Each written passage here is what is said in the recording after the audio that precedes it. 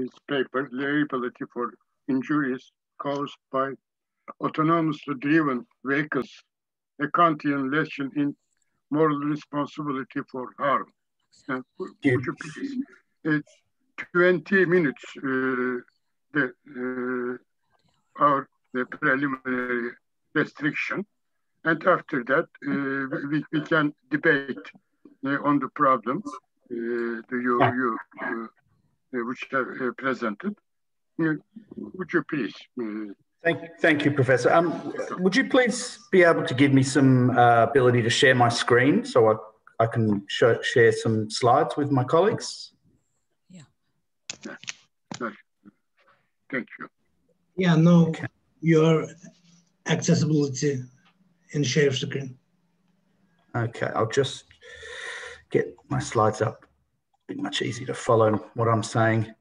Thank you very much for having me. It's a real pleasure to be here. I've met some of the conference attendees in the past. The IVR, the International IVR conference in Washington DC in 2015. I'm hoping to meet with some more. I'm trying to share my screen still. Oh, there we go.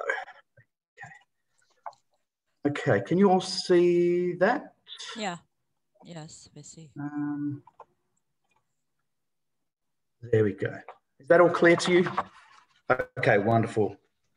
So I'm going to go through this a little bit quicker than I would like, but I just want to give chance for us to have discussion. So my area of research interest is about Kantian responsibility for harm, and that can apply to a range of different areas. And when I saw the topic of this conference, which is a law responding to times of crisis, it occurred to me that whilst that might not have been the crisis that the conference conveners were thinking of, this is still a kind of crisis. It's a crisis in our law and in our developing world.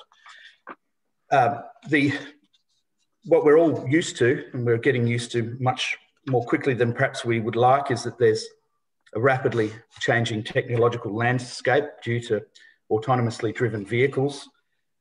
We're seeing them more and more on our roads.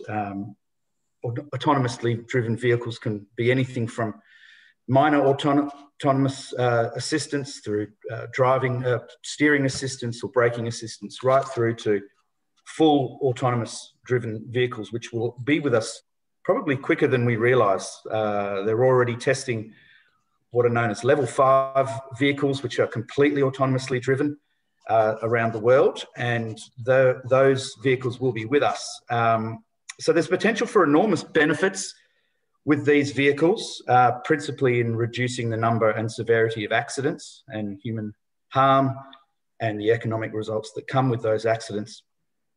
But with those enormous benefits come some difficulties, potential difficulties which the world is facing. So this is a worldwide issue, and established legal constructs are going to be tested. So this is nothing new. The law has faced developing technology in the area of motor vehicle transport through the Industrial Revolution with the introduction of railways, the invention of the internal combustion engine, and so forth. In those times, we had enormous death and destruction in every country around the world that had railways introduced, every country around the world that had motor vehicles introduced, and legal concepts relating to compensation for harm developed at a rapid pace. So currently, we have legal arrangements in this country and all throughout Europe and the rest of the world to deal with these accidents and the claims for compensation that happen. But we're now left with a new landscape. We're faced with a new landscape because of autonomously driven vehicles and the accidents that they cause, principally in relation to how we are going to assess fault. Now, most countries around the world will have some kind of fault-based liability scheme, meaning that liability isn't strict. Where someone wants compensation, they need to show a lack of care, reasonable care, generally speaking.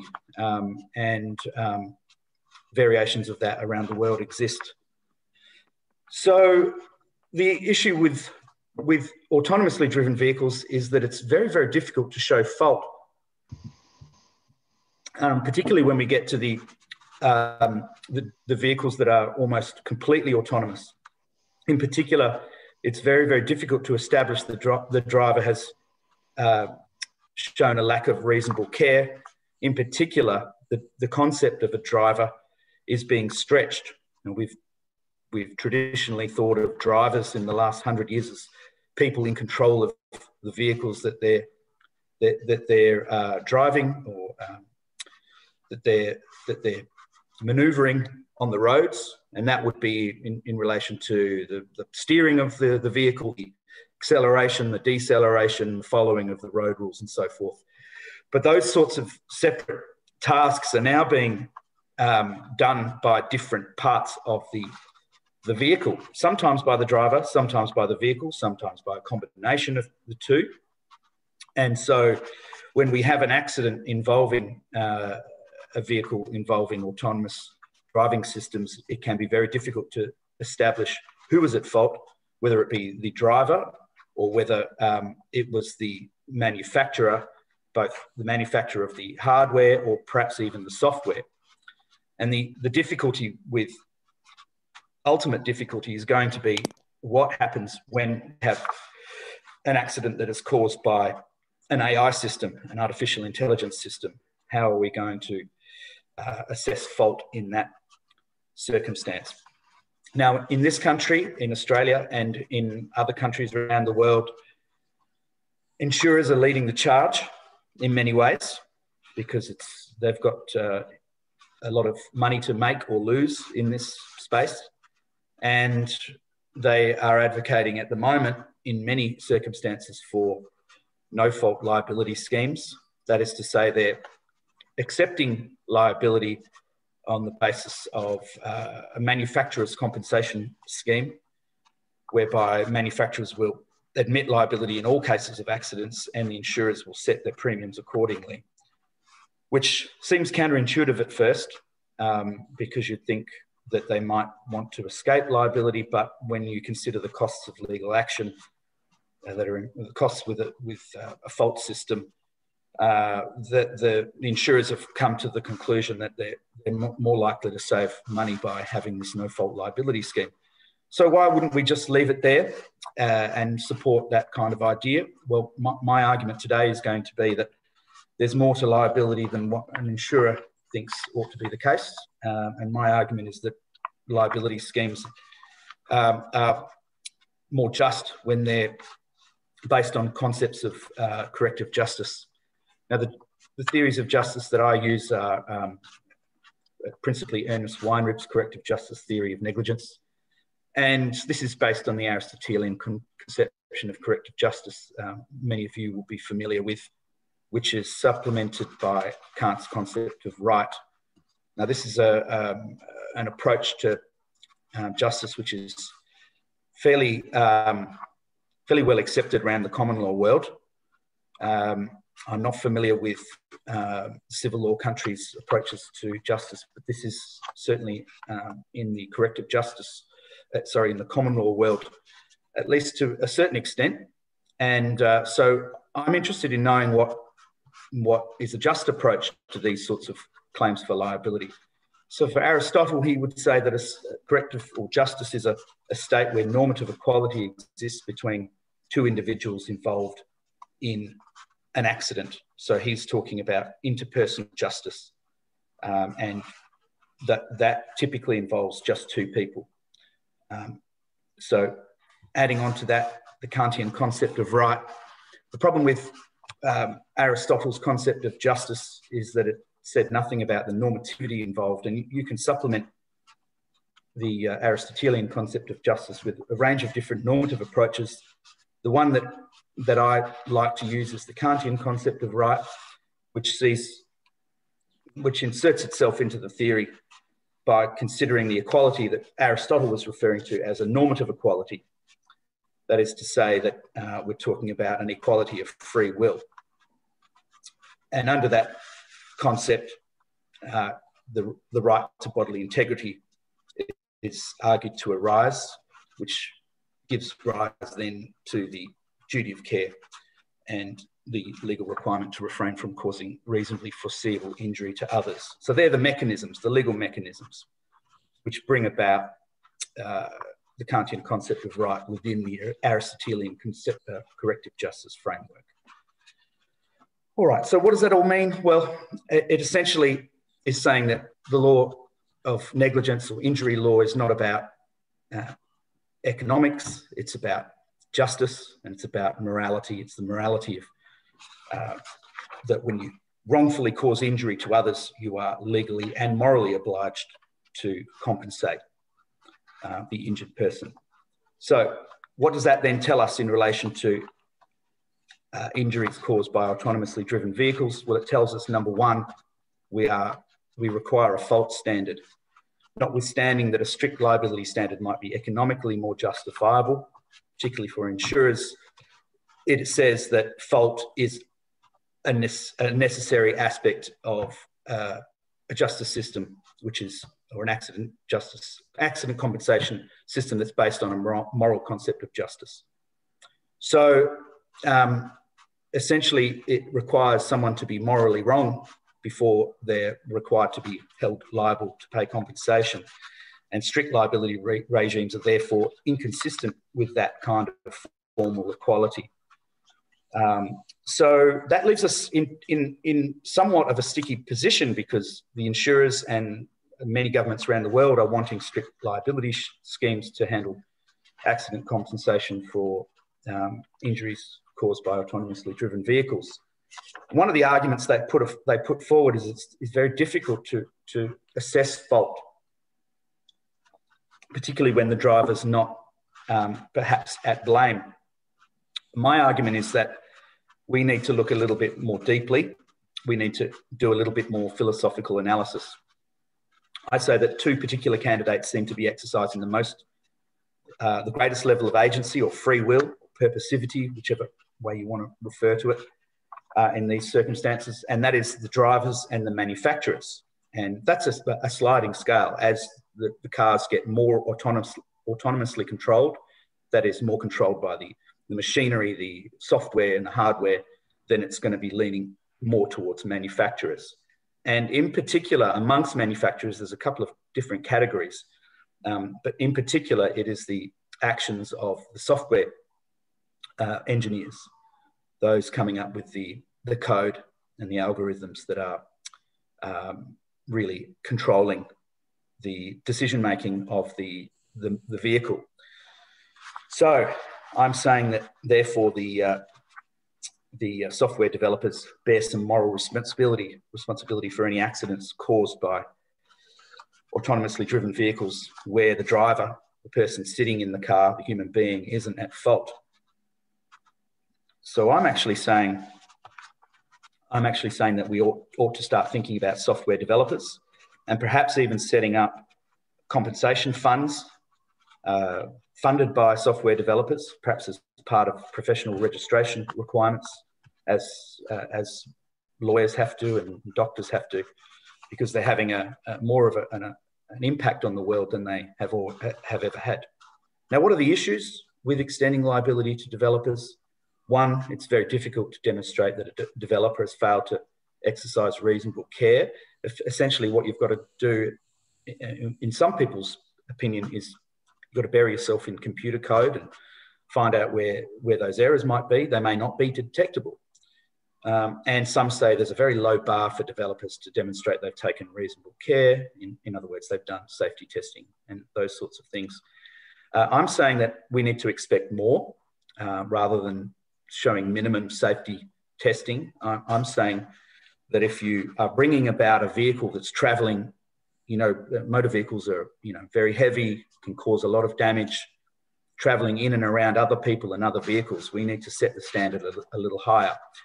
And my argument is that the morality of the situation is that we have the software developers and manufacturers exercising the greatest amount of agency in this circumstance. And as such, I think we need to move beyond looking at whether risk is foreseeable of a specific kind and move towards assessing risk of a more general kind. In other words, the risk that an autonomously driven vehicle will cause an accident or kill someone is quite foreseeable or even predictable when we put them on the roads. None of us are going to feel safe, I would argue, stepping out on the road as a pedestrian or driving in a car when there's autonomously driven vehicles.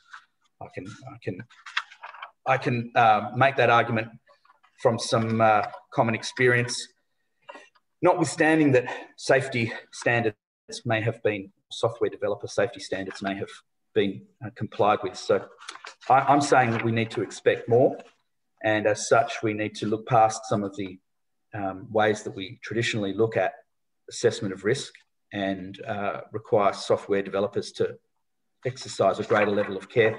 Now, I'm making some more specific proposals here, which are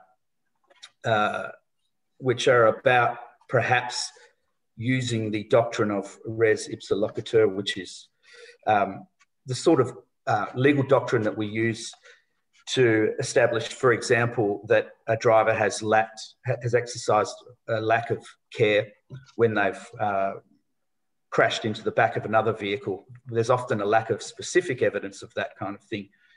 Yet legally, we have no issues with establishing the fault of the driver who has collided with a vehicle that's in front of them. And we use that sort of legal doctrine to argue that the thing or the matter or event speaks for itself. In other words, without some obvious intervening act, it's quite clear what the cause and effect in that situation is. So I'll leave my talk there. I appreciate your attention, and very happy to take some questions if you're interested. Thank you. Welcome.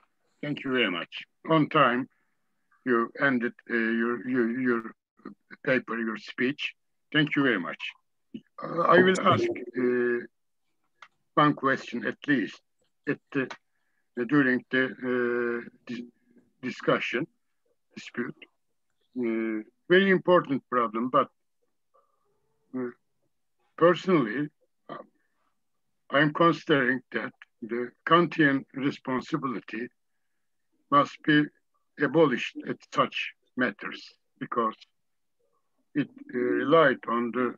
very strictly relied on free will, because computer devices or other similar technological device cannot be restricted in the free will doctrine.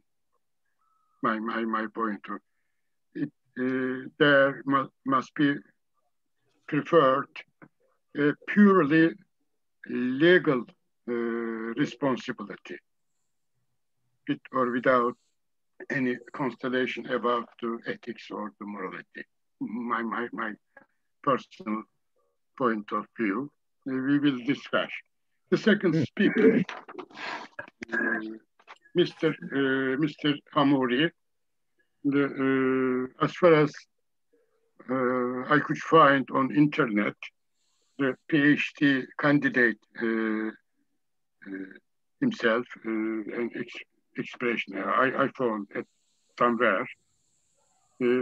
His paper is corporate due diligence in armed conflict, a socio-linguistic assessment of the emerging normative framework. Would you please, 20 minutes. Hello. First of all, it's a she, not a he. I understand the confusion. So hello, everyone. My name is Shahd, and I'm actually Jordanian, but I'm currently, as the professor kindly noted, I'm currently finishing up my PhD at the University of Manchester. In general, a good part of my work is revolves around legal philosophy, however, from a very different perspective, which pretty much relies on post-structuralist theories. So I'm on the camp of critical theory and the lot. I'll start by sharing my screen, and what I'm about to present today is a part of my larger thesis. which is about corporate involvement in war. To be honest, it's a thesis about the absence of war, of the corporation from the optic of the public international law. So it's premised on this claim that this is an actor which has pretty much considerable positioning as a social actor on the international sphere, and its involvement is pretty complex. It's a matter of transnational affairs, and specifically because it affects the, or what I say, it exacerbates the fragility of the subjects of host states. And in general, I look at the context of war as a place where, let's just say, extreme power relations are laid bare, in the words of Foucault. And it allows us to see such workings pretty more easily. So this is the premise, and today this chapter is specifically about the representation of corporate involvement in war. So it discusses responsibility frameworks and how do we understand the actions and economic actions of the corporation in war. So the theoretical premises of this paper is the same as that of my whole thesis. It's premised on my own approach to law and semiotics, and it's also an attempt to revive semiotics in this space and to take it as a discursive tool for third world states to interact with it. So, of course, it would start with this understanding that legal texts contain underlying signs and representations. When international humanitarian law comes up with the category of belligerent, it is presuming, we as recipients of the law have a perception of what a belligerent would mean, and that would allow us to see some categories of people and not others. And of course, this understanding of a belligerent, for example, is premised on theoretical presumptions that define how we see something. So, so the whole idea is actually around what I call the lens of international law.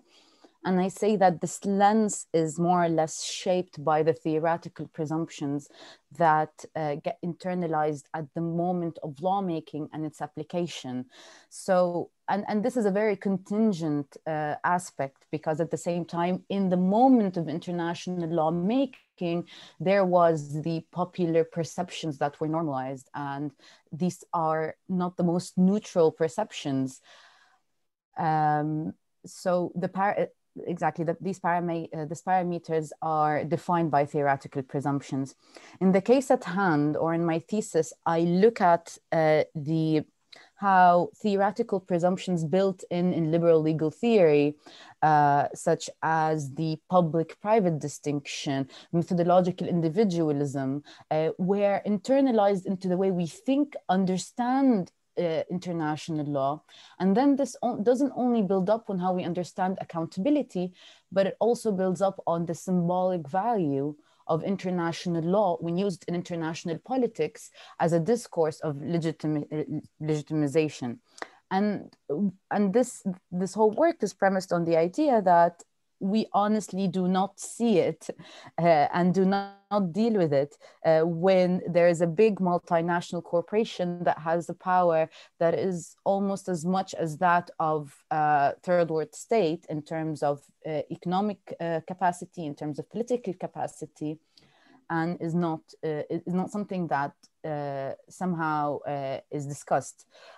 And of course, throughout the thesis, I go about how historically contingent the spaces is, because it's not that this came out of nowhere. Third world states kept on talking about corporations ever since the 1960s and the 1950s in the United Nations, and each and every time, let's just say, these voices were set aside, and instead we always have voluntary soft law tools to deal with it. So I'm sorry for the long introduction, but given the fact that this is focused on a philosophical perspective, I wanted to kind of highlight that aspect of the contribution. So a descriptive account of the subject matter. What do I mean by corporate involvement in war?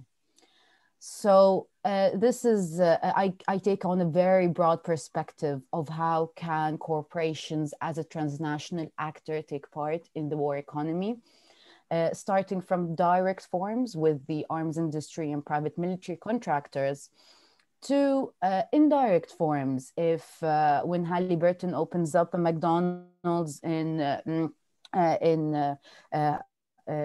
US military base camp, that is a form of corporate involvement where it's profiting from the war economy and it's benefiting from it, as well as facilitating the war effort and making it more efficient and easy.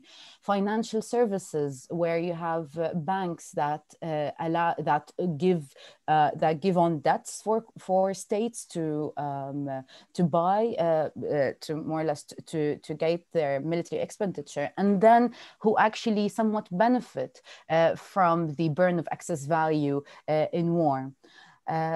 So again, indirect and direct, it's very infused, big, and substantial is the word that I use for us to overlook how this affects the public interest of other persons who are not, who's... Hayır, yıllık anne, yıllık.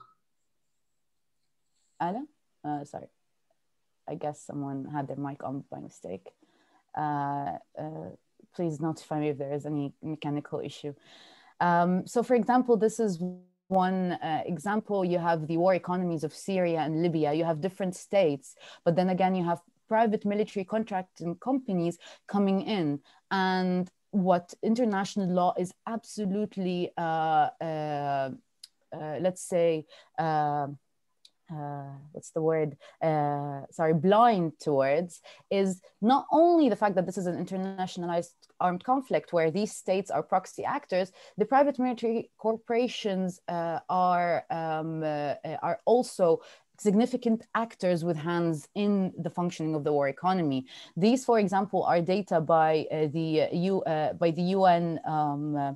By the UN working groups on mercenaries. So it's not like we don't know it. It's not that we don't discuss it. This discussion only happens in voluntary mechanisms and in voluntary spaces. The same with the US and the exploitation of the Iraqi economy. After the invasion, there was numbers of what is called the de-Baathification process through occupation. When you go through occupation law, a lot of what was done by the US is in contravention to occupation law. But then big corporations like Halliburton, Chevron, and Exxon, who are exploiting this change in the law, go under the radar, and people who want to get any sort of accountability only can go through the US Alien Torts Act, which is has a very minimal window that hardly responds to the actual needs put forth by this. And of course, there's a lot of case law about about people trying to sue private military contractors, and US courts responding by saying this is US state issues, and people left with no recourse. So specifically, the contribution today is talking about how this form of involvement is understood. So corporations are involved in different phases of the conflict with different relations to belligerents that are not always connected to a specific state. Private military contractors, with the privatization of such goods and services, offer them with no specific allegiance. Sometimes it's connected to a foreign policy of a state. Most time, or not most times, a good part of times it's not. And of course, they feed into the formal and informal war economies, and in military, non-military, quasi-military goods and services. So in short, such forms of involvement are not per se direct. I cannot say that Halliburton is committing, not Halliburton, ExxonMobil, for example, is committing pillage. That does not fit within how do we understand causality. However, saying that Halliburton is structurally benefiting from or contributing to or facilitating pillage is something that we can say. However, such form of complex indirect relations that take into consideration how complex global value chains really are, and how complex such forms of involvement are, and how they spread over a very wide temporal and spatial framework, are non-existential from the perspective of traditional responsibility frameworks of international law that primarily think of relations in very, very direct terms. So what is the problem? The problem is just said as this, or what the chapter tries to say is, does international law or frameworks of responsibility international perceive of the particularities of such involvement in war, or have the capacity to understand how complex these interrelations are? So if we look at it from the perspective of international criminal law, there's no legal personality for corporations at whatsoever level. And it was the topic was opened up during the Nuremberg trials, where there was an appeal towards persecuting corporations involved in the war economy. However, I'm not going to go into the details of it. They were politically motivated, and they were cut short and absolutely absurd on all levels. But what's very notable when you read them is that the court had very big problems in understanding how do you get officials of corporations who were involved in war crimes and get on concepts as mens rea and causality in our traditional perspectives to fit into this criteria. But most people were let off, and the people who got sentenced got really ridiculous sentences compared to the immense like contribution that they had to the war economy, if we are to take that perspective in. And the other problem is it's usually understood as a form of a complicity with the state. Perhaps in World War II, this made more sense, but now to still speak of corporate involvement only through the perspective of what crimes could a state commit is very, very limited. And it forgets the fact that ever since the Cold War, most of the economy that's been relevant to war has been privatized, and these corporations have billions of dollars, and they function quite with their own agency, is what I would say. So international criminal law only looks at corporate involvement if it's direct, military, and through the states. And the theoretical presumptions upholding this are methodological individualism, as described by Kudz, and the separation of the political from the economic, which are both very contingent, very disputable perspectives of understanding responsibility. So are there alternative frameworks to capture the particularity of corporate involvement in war? The title of this presentation is about the understanding of corporate due diligence. So to say that, before I go into the argument, a small introduction into the framework that I'm talking about here, which is the alternative framework that came out of systematic exclusion of third world states from the United Nations. But the fact that this issue was so prevalent led to constant attempts to try to regulate it on an international manner. What we ended up today with is the 2011 UN Guiding Principles on Business and Human Rights. Yes, they're still voluntary. Yes, they were made with this understanding that we want to have a win-win situation with corporations. It doesn't only have to do with war. It has to do generally with corporate human rights violations across states. So it includes, it's mainly very state-centric, but it did bring out this very interesting notion that is taken out of corporate governance and policymaking of states by asking corporations to take on risk management to identify, prevent, mitigate, and account for how it can address human rights impacts, and this obligation heightens in the context of armed conflict. So basically, what it's doing is it's expanding the corporate lens by expanding the corporate duty of vigilance and also duty of care, by asking it to not only look at its activities, but its relationships, and to look at its impact on violations that are not only economic. Even though it's voluntary, but if once we take this into court, and what's happening now is a lot of EU states are internalizing corporate due diligence, human rights due diligence.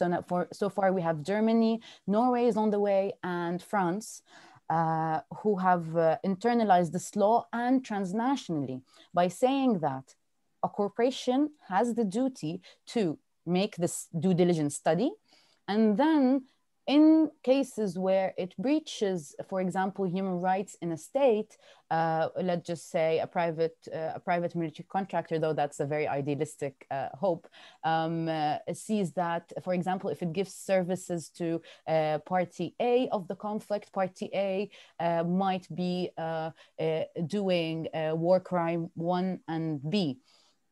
If we say that the corporation had the duty to look that far, then we kind of extend our notion of causality through the due diligence framework.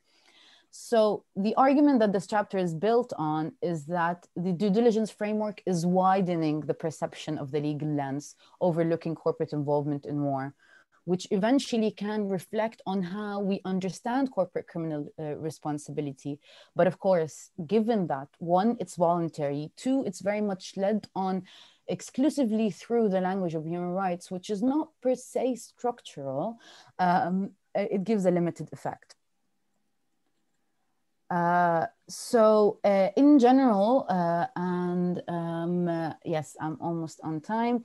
In general, what this gives us is this framework where we can understand corporate involvement, which contributes to the war economy, or benefits from it, or sustains an infringement of the laws of war as a new mode of criminal perpetration, or even within the civil understanding of it. The effect that I'm trying to understand with this is not only litigative, but also the symbolic value of even us as onlookers to the war economy, using the language of international law, incorporate how big this deal is. One prominent example of this has been the use of this new framework in the United Nations report on corporations involved in the establishment of Israeli settlements. Israeli settlements are a direct infringement of the Geneva Conventions, of the Fourth Geneva Convention, and on the prohibition against the dislocation of civilians. So what the Human Rights Council did here is simply saying, what are the corporations benefiting from contributing or facilitating this infringement, and this very huge infringement of international humanitarian law? The database is now I don't think it's now available, and the way that it was researched is available. There's a lot of biases in how it was done, but as a contribution, I do believe that it has a very important respect to how we understand this form.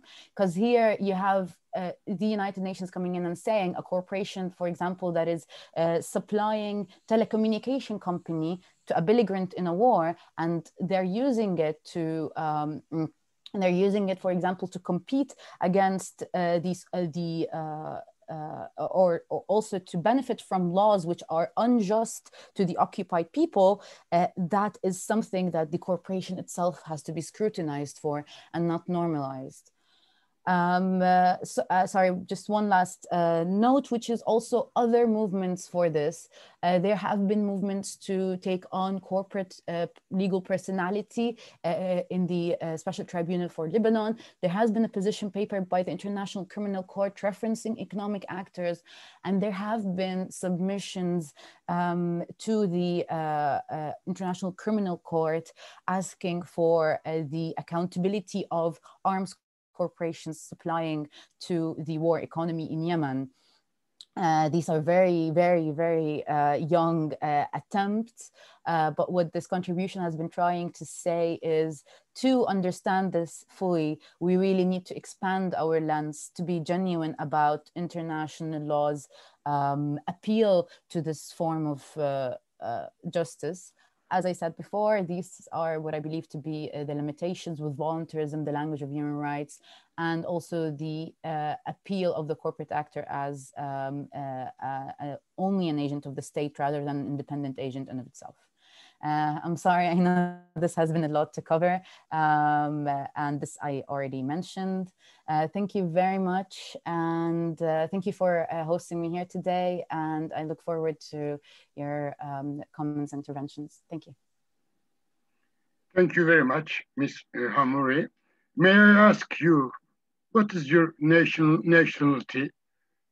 Are you Iraqi, for example? I am Jordanian, so I'm Jordanian, and most of my education was in Jordan. Because I wondered, your map already shared with us, very crucial in Iraqi map. The Halliburton occupied to Iraq, very meaningful for my part. Thank you very much. Thank you. You finished on time. Thank you very much. Mr. Kural, Mr. Kural. If it's okay, I'd like to ask a question to the previous presenter, if we can spare a minute or two, if that's okay with you. You can ask, but she can reply at the end of the papers. Oh, okay. Then, yes, then I'll just briefly ask my question. When it comes to the matters of criminality within the scope of international law, one issue that constantly bugs me or is really unclear for me is enforcement. In that sense that international law is very much a state-centric domain, and basically all of it is dependent on relations between states, and the corporations are really in a weird place when we consider this, because they are usually perceived through the states themselves, and the jurisdiction is usually defined based on the states themselves. But when we look at the international corporations, we can see most of them actually have an effective control, I might say, or an amount of influence that exceeds a lot of the countries. To that end, my question would be, would it be at all possible to consider the international corporations as actors or fundamental actors of the international law? And if they were to be considered that, what would that mean for the point of enforcement? Thank you. Mr. Kural, his paper is headed as Forcing Social Cohesion Through Law in Times of Crisis. Please, 20 minutes. Hello, everyone. My name is Ozan Kural. I'm a doctoral student at the University of Bonn, and my field of research is criminal law and philosophy of criminal law. Today, I'm going to present you my paper, Forcing Social Cohesion Through Law in Times of Crisis. I will talk about... I could not find any information about you. I cannot address as doctor. I beg you your pardon. Yeah? No problem. As I said, I'm a... You have PhD. I am a doctoral student. I'm a PhD student at the University of Bonn. PhD candidate. No. Exactly. Yes, thank you. So today I'm going to present you my paper, Forcing Social Cohesion Through Law in Times of Crisis. I will talk about discrepancy between equality before law and material equality in the society. Today, it is undisputed that people with weaker capacities to influence the legislation must act in ways imposed upon them by those who have more capacity to influence the legislation. For example, stealing is forbidden, both for an extremely wealthy businessman and a homeless person. Women have the right to work as men do, but only less women are employed and they get paid less. Heterosexual marriage is encouraged and even rewarded with tax benefits, but homosexual marriage is not even recognized. The aspect of inequality is often overseen and deviant behavior is perceived as a security threat, or it is morally or ideologically judged. This may lead to a radical rejection of certain laws and cause polarization in the society.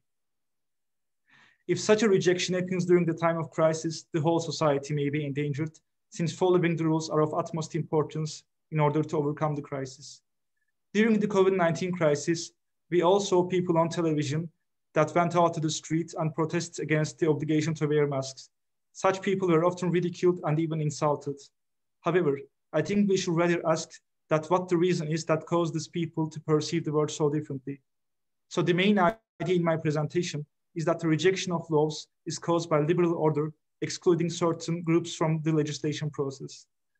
So I assume that it is only natural for legal subjects to not recognize the laws that put them in further disadvantage. Only if there's a strong social cohesion in the society, people will willingly follow the norms that put them in further disadvantage. And in today's society, traditional generators of social cohesion, such as patriotism and religion, are being weakened. In modern liberal democratic societies, social cohesion cannot be implemented through religion or ideology, but only through law itself. If all legal subjects are included in the process of lawmaking, singular interests can be addressed, and people can perceive laws as manifestation of their own will. Therefore, they will willingly follow the rules. To explain this thesis, I will first outline the relationship between the liberal democratic state and the legal subject. Then, I'm going to define the concept of social cohesion and differentiate between traditional social cohesion and social cohesion fostered by law. Thoroughly, I will explain for what reason social cohesion fostered by law could be rejected. I will then conclude with the proposition that through creation and strengthening of public spheres in Habermasian sense, legal subjects with different interests can reach a consensus on an understanding about social cohesion and implement it by law. The function of the liberal democratic state is to produce freedom and guarantee security. Freedom is produced in the legal order by means of law for the legal subject. The freedom of the legal subject refers to a limited sphere granted to them by the state. In this sphere, the legal subjects can act arbitrarily without any coercion by the state. This mechanism presupposes the legal subject as an autonomous being who can pursue their own desired interests. However, only with securing certain basic conditions, it becomes possible to enjoy these freedoms. In other words, freedom necessitates security. The functioning of this system requires the recognition of legal norms by the legal subject. As an autonomous being, the legal subject must affirm a law's relevance to freedom. Following a norm for its own sake will contradict the legal subject's construction as an autonomous being. If the law directly guarantees and protects the freedom of the legal subject, it has an intrinsic motivation to recognize it. Under the legal order, however, interest of individual or certain groups of legal subjects may be restricted in favor of the common good or for the interest of others. The autonomous legal subject may not recognize such restrictions if their own interests are negatively affected by them. But this tension is mitigated by the self-perception of the legal subject. As Habermas stated, the legal subject of a democratic community perceives themselves as lawgiver, since the democratic society creates laws that directly serve their interests. As long as the legal subject perceives themselves as a member of the society that can influence the legislation, they will be motivated to behave righteously. Because they will see the laws as an extension of their own will, the legal subject will also morally condemn unrighteous behavior. An important factor determining the self-perception of legal subject as maker of their own laws is the social cohesion in the society. If the social cohesion is strong, the legal subjects will respect their reciprocal interests, even if they perceive them as detrimental to their own position. Therefore, laws that are beneficial for the different legal subjects can be implemented, and all legal subjects will feel represented in the society. Social cohesion has been traditionally generated through societal normativities, such as patriotism, heteronormativity, and religion. Traditional social cohesion produces a clear-cut perspective on the normative premises on the common good.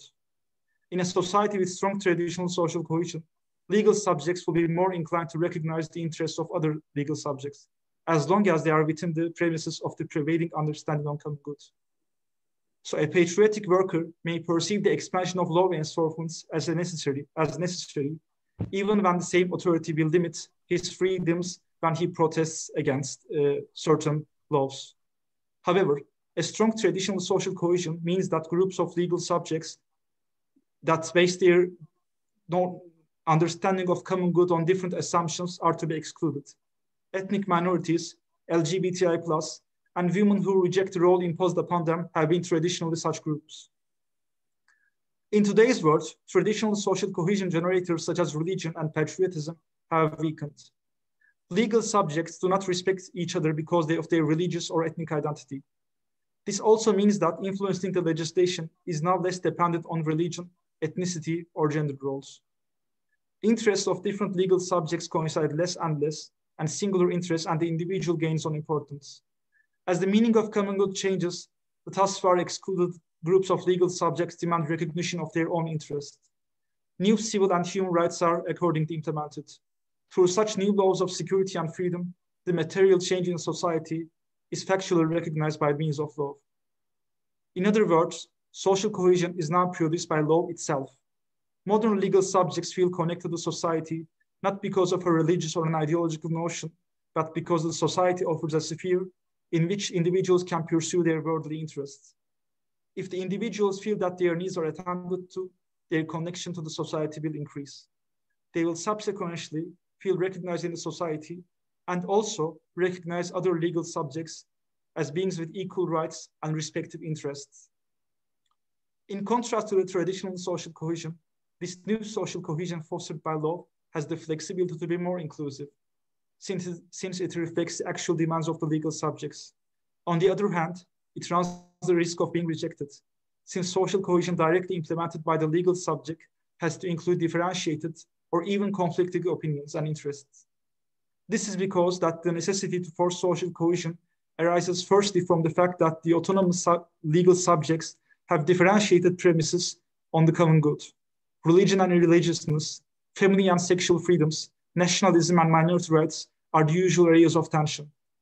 The decisive factor is the legal subject's assumption of normality, which is shaped by their own interests. Different interest groups can therefore push their specific views on social cohesion, making a consensus harder or maybe impossible to reach.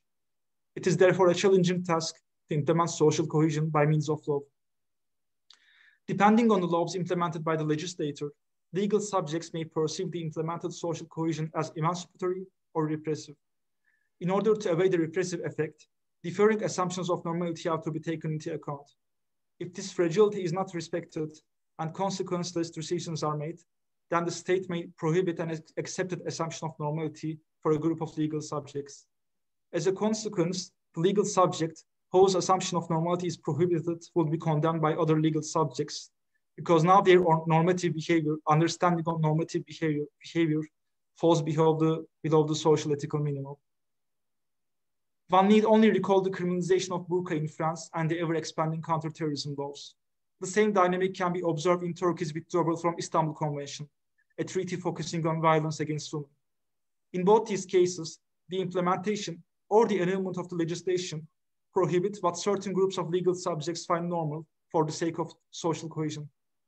Because of the laws implemented, both people who wear burqa or women who campaign for the Istanbul Convention are now perceived as deviant beings.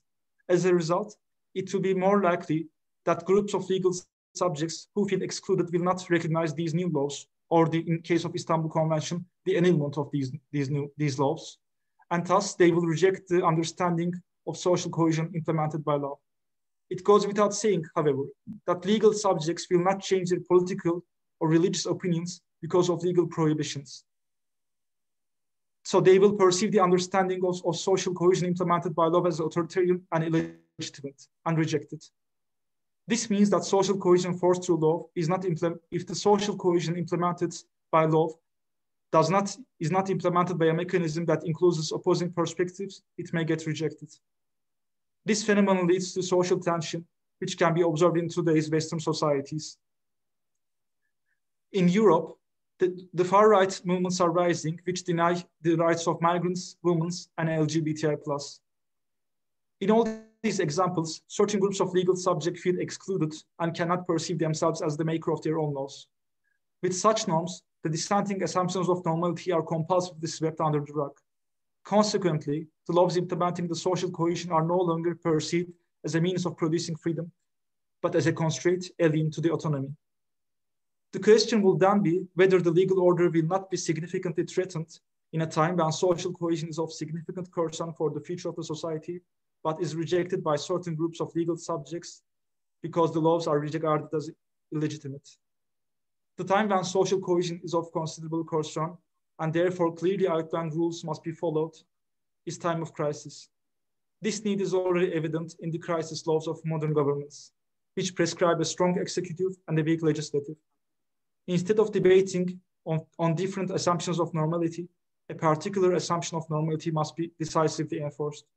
Therefore, the regulations of the crisis period are intrinsically consequentialist. This is because during the crisis, the framework for the exercise of freedom is threatened by newer or stronger dangers. This requires a rapid enforcement of new laws whose security aspect outweighs the freedom to be produced. On the other hand, this means that the state needs the participation of legal subjects more than before. In order to establish social cohesion, the state implements laws during the crisis, which forces its subjects to solidarity.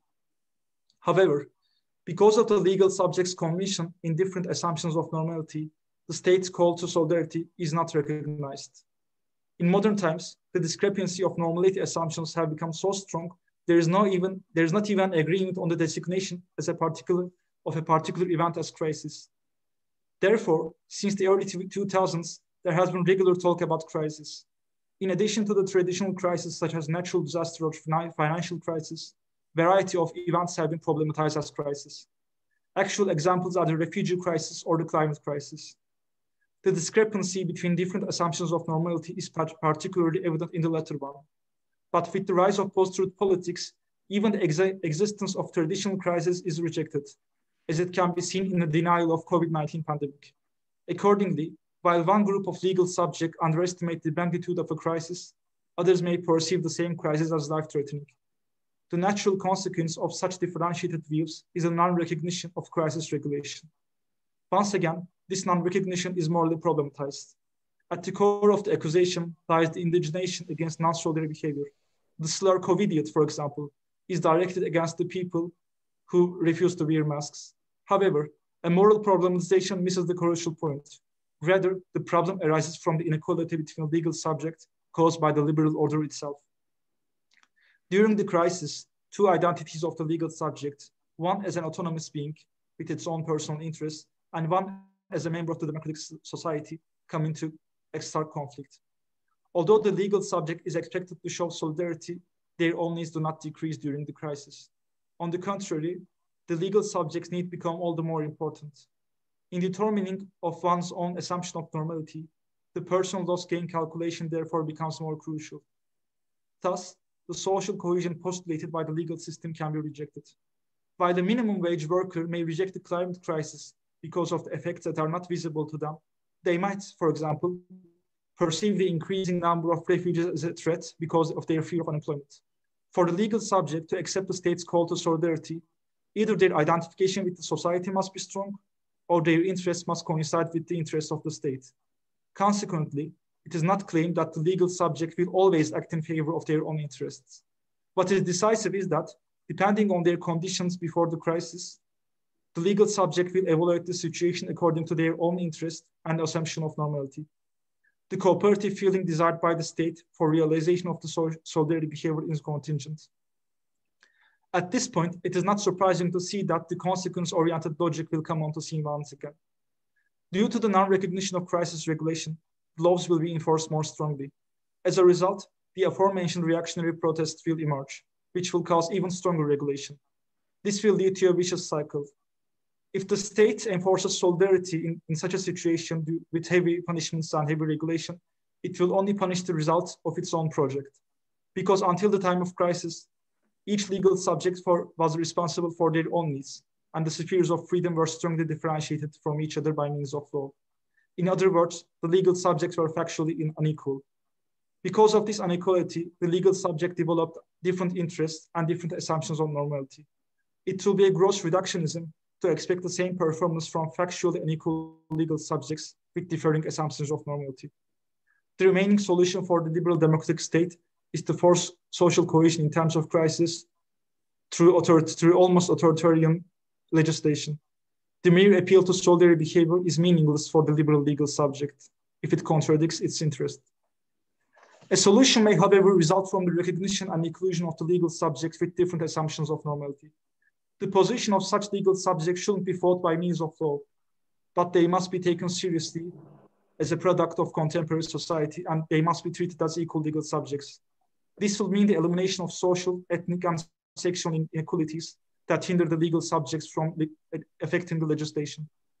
The liberal state cannot do this without limiting the liberal freedoms and perceived as authoritarian. Such a process may, however, be accomplished through enabling discussions in public spheres in Habermasian sense. In public spheres, the legal subjects should be able to raise their voice about their disadvantages and influence political decision-making. Such spheres are best organized on a local level, in which legal subjects with differing and conflicting interests can engage in political discussions. The discrepancy between different assumptions of normality will thus be diminished. The discussion on the local level are intrinsically less vulnerable to the manipulation of groups that often pursue their ideological aims on nationwide scale, since local participants are directly exposed to their community, of the problems in their community. If the local decision-making is strengthened, the problems discussed in the local public sphere can be formally discussed in them, and the problems causing inequality can be addressed through concrete examples. The weakening of the identification with the democratic society will thus be reinstated. Through such inclusion of the thus far excluded legal subject, the state will remind them that it is a mechanism exists to serve their needs. Consequently, the state can fulfill its basic function of creating freedom for all of its legal subjects. In turn, the self-perception of the legal subject as lawgiver will be realized. Legal subjects of such a democratically organized society will perform the necessary solidary actions during the time of crisis, because they will recognize each other as persons with legitimate interest. An efficient forcing of social cohesion in times of crisis necessitates the enabling of factual equality during normalcy. Thank you.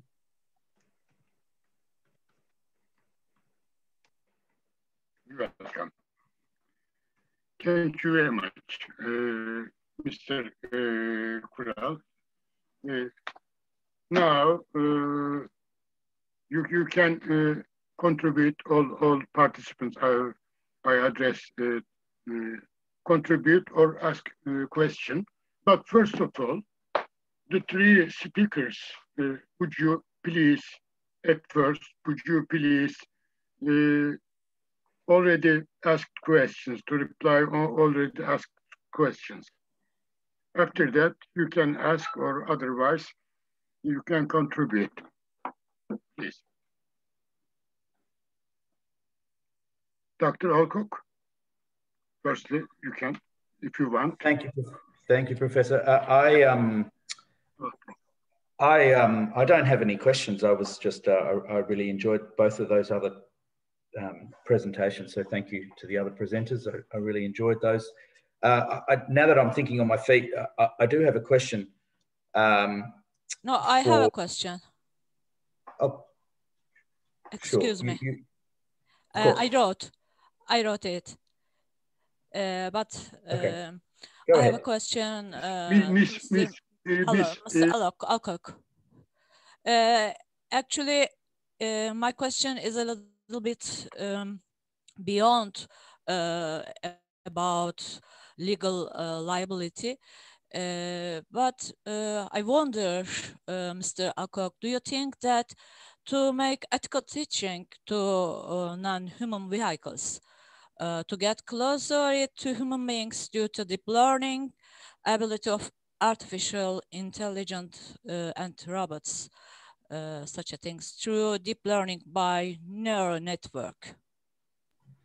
That's such a great question. Thank you for that. That really is the huge.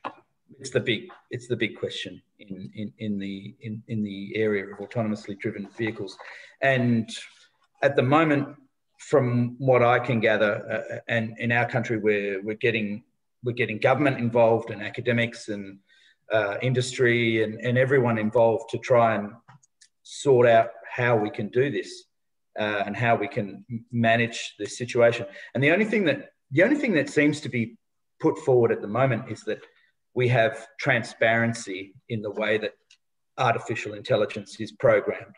So from the developers of the algorithms, how are we going to go about it? What ethical, moral decision-making systems do we put into place? And so far, from what I can gather, no one's really made any contributions yet, any solid contributions to that. In other words, when we get to the age-old trolley dilemma, what are we going to do? What are we going to do when we have to choose between running over a pedestrian or crashing into a car with little children in it? What is the AI programmer going to do? And we don't have any answers yet at this stage. So back to the topic of my presentation, my perspective is that whoever's putting those numbers or that data into the algorithms needs to be someone who is connected to the outcome. It can't be someone who is simply kept separate from the legal outcome. In other words, that responsibility needs to be on them. So whether we ultimately put in place a strict liability, fault liability, whatever it is, there needs to be some layer of responsibility, whether it's legal or not, I'm not sure, but we can't simply have those people who make the decisions to which way the artificially controlled or the artificial intelligence controlled vehicle goes, left or right. We can't have them be separate from the ultimate outcome, even if the decision-making machine is making, in some ways, its own decisions. So I don't have the answer to that one. That's a difficult one, but my perspective is simply to say that we need to have morality affected in some way. And that's all I can contribute at this point, because I don't know the answer to that question. It's too difficult. Thank you. And thanks for that question. That's a great question. Other question for Dr. Allcock or contribution? Yes. I would like to ask a question of the second speaker, Shahd. Firstly, I will warn her.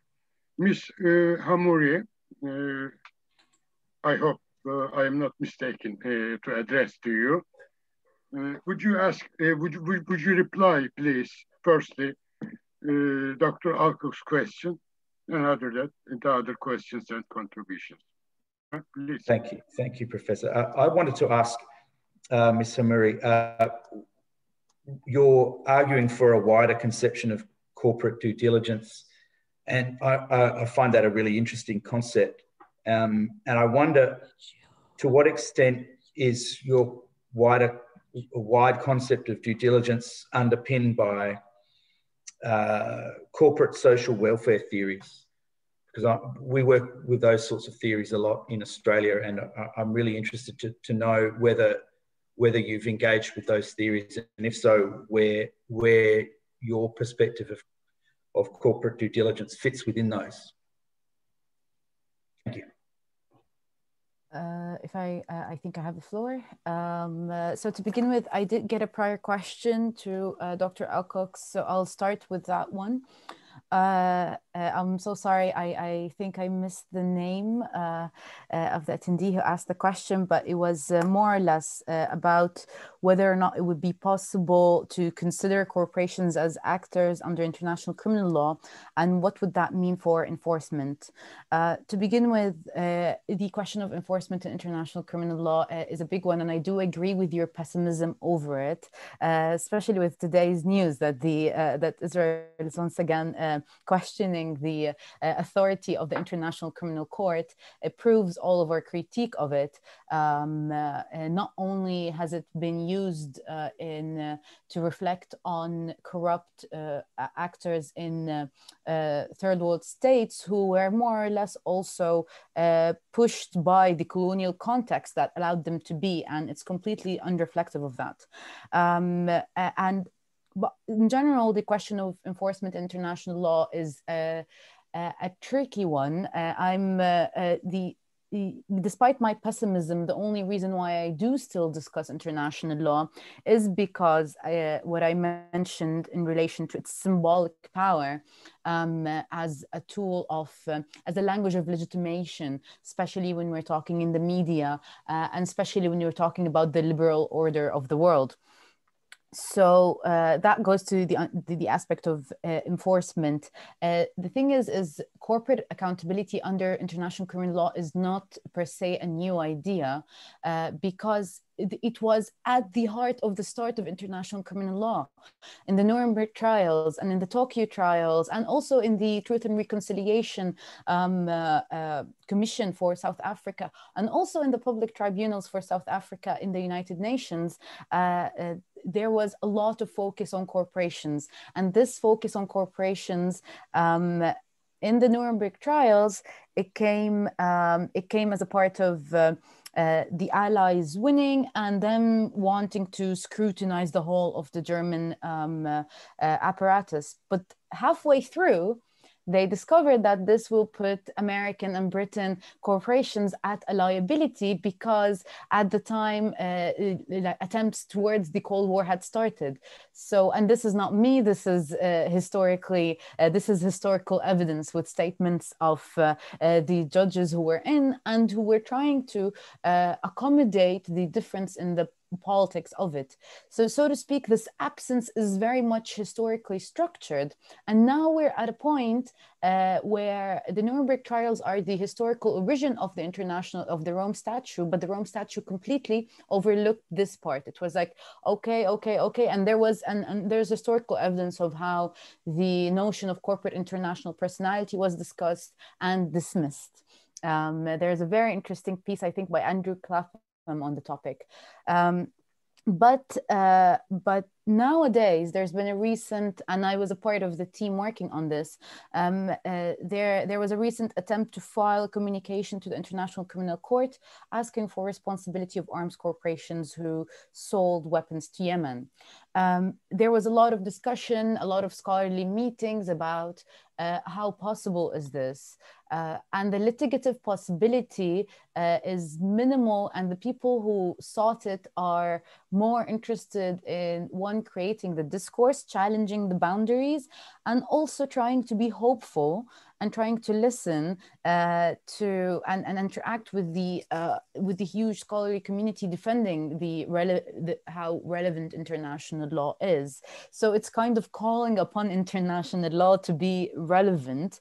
But hopefully, I have very minimal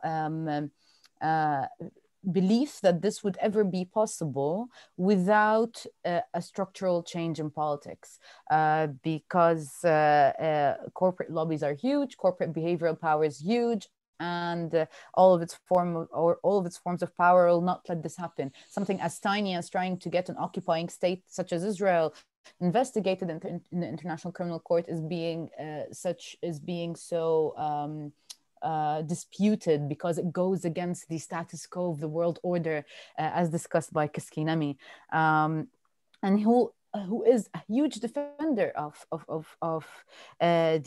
even though he's very critical of it, but at the end of the day he comes in as a positivist and says we still like international law because it keeps a world order. So in short, and I'm sorry for this bit of a revolutionary response, the only response I could say is no, I don't think it would work. And the efforts like this are only discursive to try to push against the boundaries of the law, and hopefully in the working of a more logical world.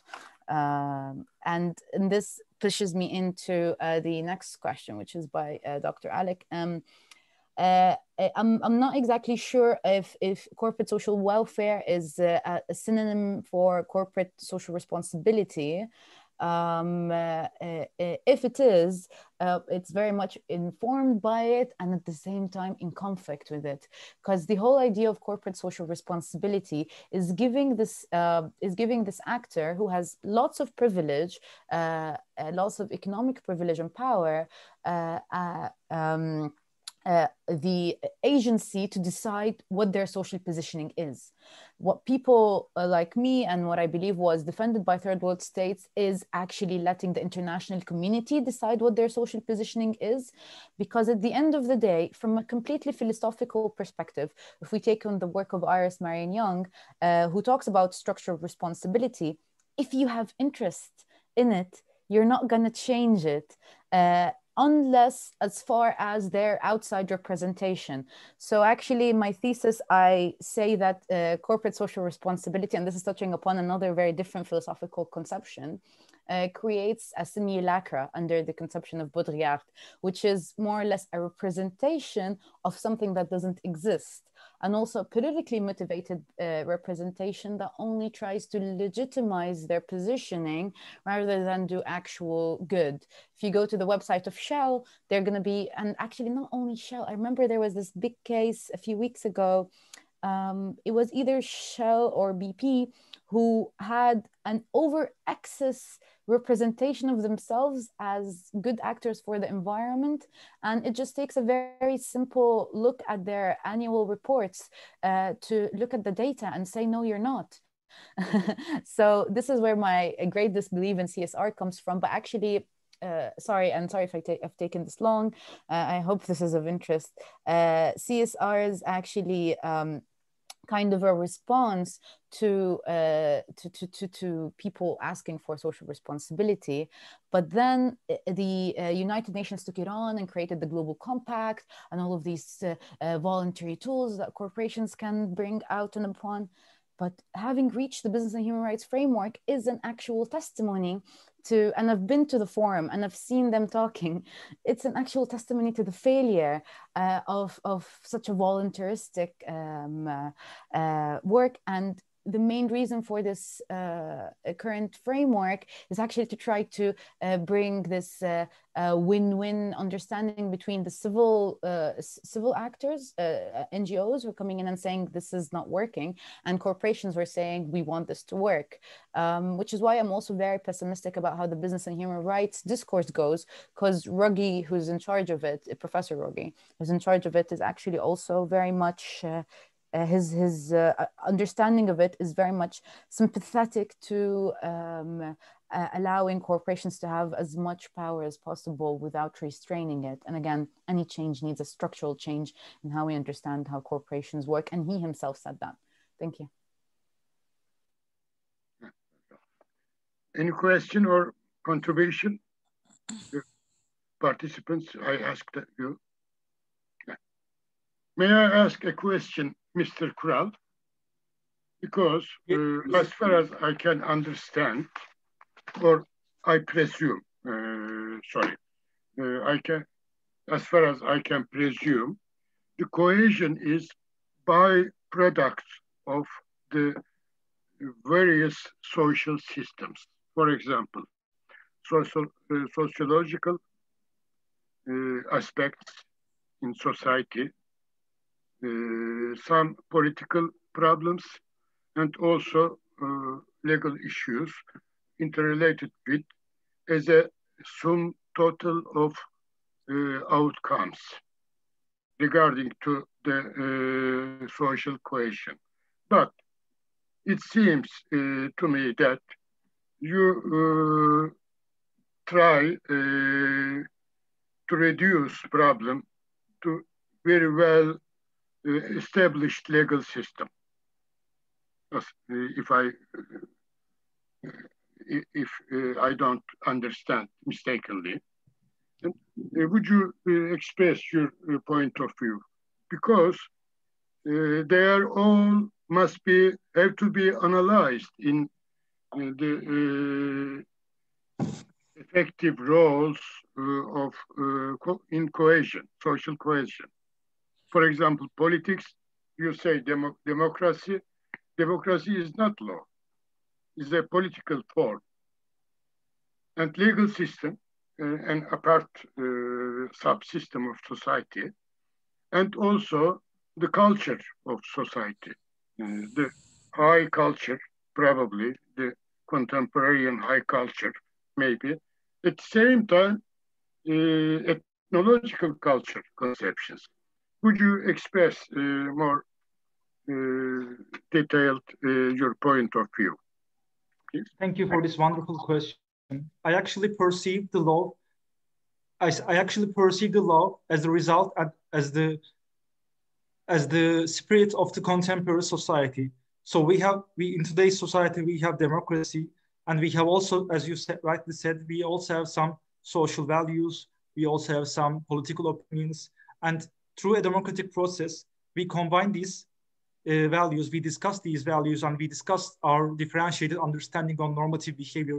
We discuss our differentiated behavior on the common good, and we make these and we raise these into laws.